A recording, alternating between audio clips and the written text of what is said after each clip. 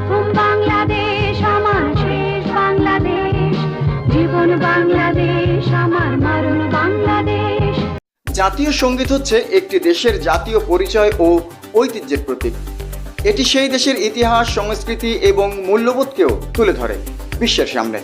কিন্তু আমাদের দেশের বর্তমান যে জাতীয় সঙ্গীত রয়েছে আমার সোনার বাংলা, সেটি আমাদের জাতীয় পরিচয়, ঐতিহ্য, ইতিহাস, সংস্কৃতি কতখানি তুলে ধরে?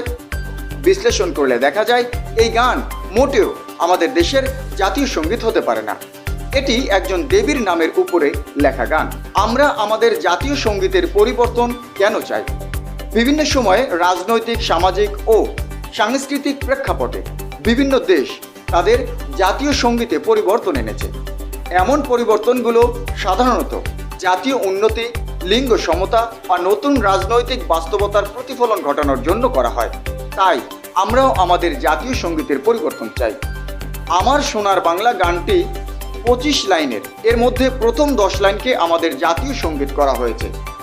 এই 10 লাইনের মধ্যে 5 লাইনে মা শব্দটি আছে 5 বার, তবে এর বিপরীতে বাংলাদেশ শব্দটি নেই একবারও। আর মহান মুক্তিযুদ্ধের কথা তো পুরো গানের মধ্যে কোথাও নেই, থাকবেই বা কি করে? গানটি তো আর বাংলাদেশের জন্য তৈরি হয়নি। এই গানটি তৈরি হয়েছিল দুই বাংলাকে অখণ্ড হিসেবে প্রকাশ করার জন্য। তো আমাদের দেশ স্বাধীন হয় 1971 সালে। এই মা শব্দটি দিয়ে যে হিন্দুদের দেবী মাকে বোঝানো হয়েছে প্রমাণ পাওয়া যায় 22 ও 23 নম্বর লাইনে। ফলে এই সঙ্গীতটি মুসলিমদের জন্য সুস্পষ্ট শিরকি সঙ্গীত, যা পরিবর্তন করা প্রতিটি মুসলিমের ইমানের দাবি। এই গানের মূল সুরকার ছিল গগন হরকারা। মূলত রবীন্দ্রনাথ গগন হরকারার সুরকে চুরি করে নিজের দেবীর নামে এই গানটি রচনা করেছিলেন। চুরি করা একটি সুর এবং যে গানটি কোনো এক ধর্মের প্রতি ইঙ্গিত করে, সেই গান কখনোই কোনো দেশের জাতীয় সঙ্গীত হতে পারে না। যে কবি অন্যের সুর করা গানের উপরে নিজের কথা জুড়ে দিয়ে নিজের নামে চালিয়ে দেয়, সেই কবিও কোনো বিশ্বকবি হতে পারে না। তথ্যগুলো উইকিপিডিয়ায় এখনো পাওয়া যায়। বিভিন্ন দেশের জাতীয় সঙ্গীত বিভিন্ন সময় পরিবর্তন করা হয়েছে।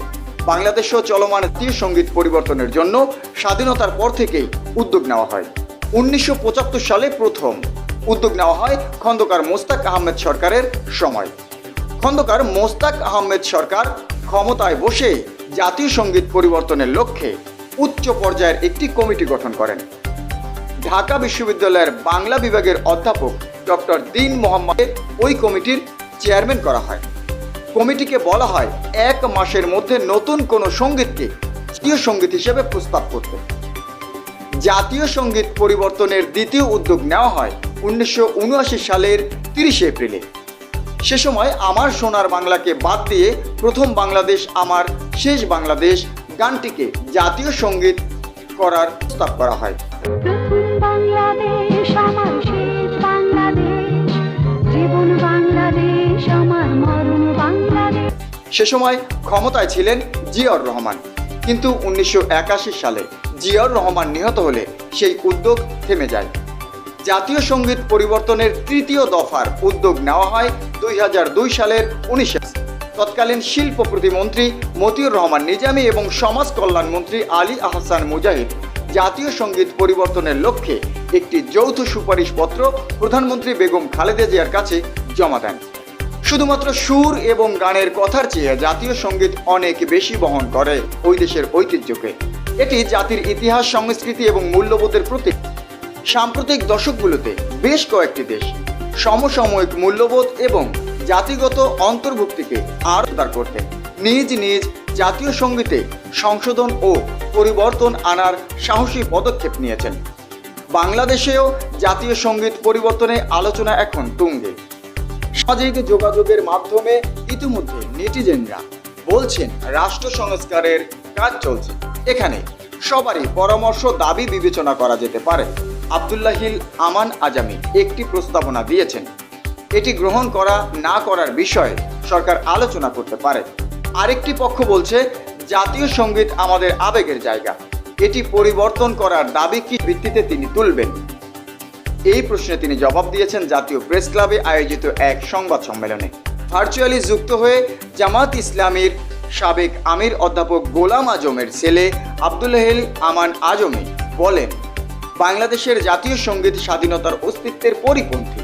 এতে স্বাধীন সার্বভৌম বাংলাদেশের কোনো অস্তিত্ব খুঁজে পাওয়া যায় না। 1947 সালে অখণ্ড বাংলাকে স্বাধীন রাষ্ট্র করার পরিকল্পনা ছিল ব্রিটিশদের, কিন্তু হিন্দুদের বিরোধিতার কারণে তা করা হয়নি। যেই না আমরা পাকিস্তান থেকে আলাদা হই, তখনই শেখ মুজিব 1905 সালের মুসলিমদের স্বার্থের পরিপন্থী বঙ্গভঙ্গ বিরোধী অখণ্ড বাংলার জন্য লিখিত আমার সোনার বাংলা সঙ্গীতকে জাতীয় সঙ্গীত করে, যা বাংলাদেশকে ভারতের অন্তর্ভুক্তির বাণী বহন করে।